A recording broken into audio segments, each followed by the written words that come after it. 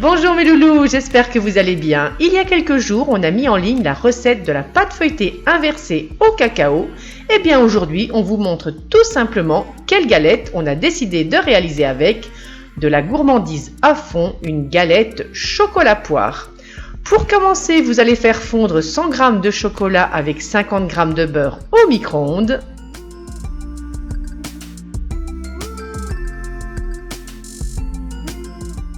Vous allez venir ensuite ajouter 80 g de sucre,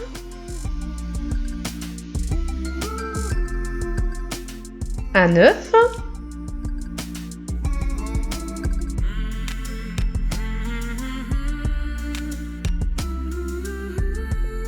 et on termine la recette avec 80 g de poudre d'amande. On débarrasse la préparation dans une poche à douille, on met de côté et on passe à la pâte feuilletée. Donc voilà la pâte feuilletée inversée qu'on avait réalisée avec ses jolies stries.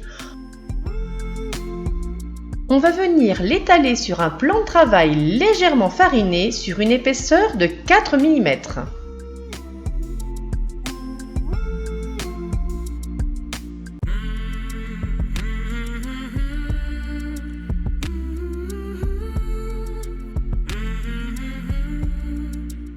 Avec cette quantité de pâte, vous allez pouvoir venir détailler deux disques de 22 cm de diamètre.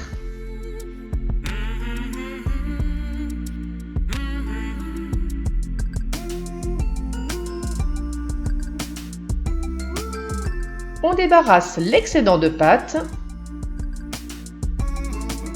et on commence par venir pocher notre préparation, notre frangipane au chocolat.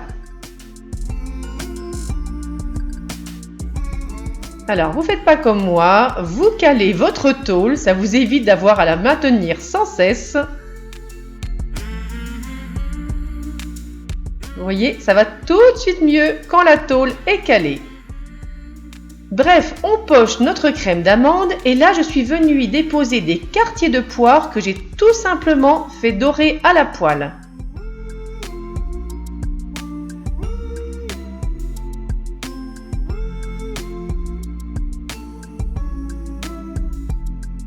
Naturellement, on n'oublie pas la fève. On badigeonne le tour de notre disque à l'eau.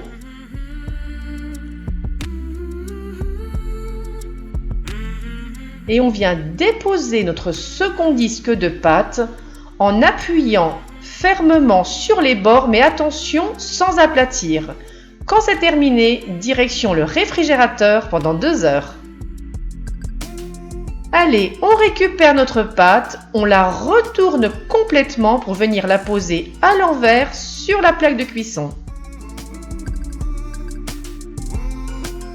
On badigeonne toute la surface à l'aide d'un jaune d'œuf.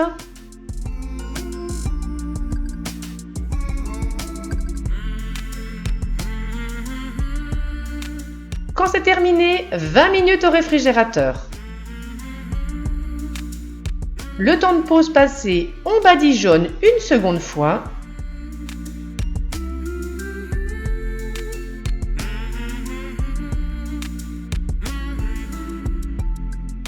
Et cette fois-ci, on passe au décor. Alors là, j'ai marqué le centre de ma galette à l'aide d'un cure-dent et j'ai décidé de réaliser tout simplement des demi-cercles tout autour de ma galette à l'aide de la pointe d'un couteau. Il faut marquer juste ce qu'il faut, attention, ne passez pas à travers votre pâte.